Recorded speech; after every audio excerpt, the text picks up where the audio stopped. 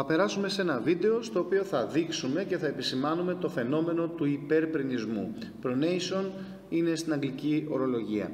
Θα δούμε την αθλήτριά μας, την οποία την έχουμε τραβήξει με μια απλή συσκευή, να τρέχει σε έναν φυσιολογικό ρυθμό. Θα παρακολουθήσουμε το αριστερό της πόδι, το οποίο θα έρθει και θα τοποθετηθεί με το εξωτερικό μέρος της φτέρνας της, εδώ ακριβώς, και θα δούμε στο επόμενο καρέ που θα γίνει το σπάσιμο της ποδοκνημικής προς τα μέσα.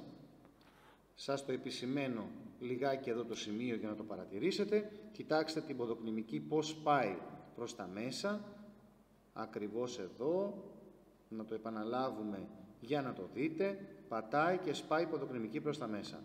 Αν κοιτάξουμε λίγο προσεκτικά, θα δούμε ότι η γωνία η οποία σχηματίζεται σε αυτό το σημείο είναι της τάξης των 145 μοιρών περίπου, που δηλώνει έναν υπερπρινισμό πάνω από το φυσιολογικό επίπεδο.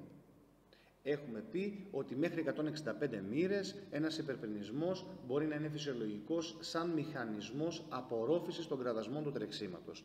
Εδώ όμως το νούμερο είναι μικρότερο, άρα σημαίνει ότι πρέπει να το ελέγξουμε και να το δούμε.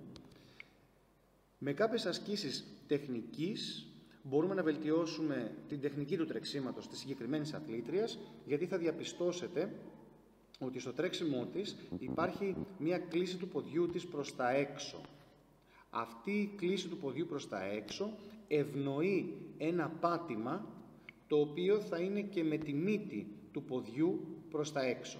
Άρα λοιπόν προχωρώντας θα δούμε ότι αυτό το πόδι έρχεται, πατάει με τη μύτη προς τα έξω και είναι εύκολο να πάει σε υπερπρινισμό. Άρα ένα πράγμα που μπορούμε να κάνουμε είναι να βελτιώσουμε την τεχνική της αθλήτριας. Το δεύτερο πράγμα που μπορούμε να κάνουμε είναι να παρέμβουμε με κάποια παπούτσια, τα οποία έχουν κάποιες έτσι τεχνικές ιδιαιτερότητες και μπορούν να υποστηρίξουν υπερπρινισμούς, να μην συμβαίνουν τόσο πολύ, και επίσης με την κατασκευή ορθωτικών πάτων που πάλι βελτιώνουν τα επίπεδα του λάθους και μπορούμε να μην έχουμε τόσο συχνούς τραυματισμούς.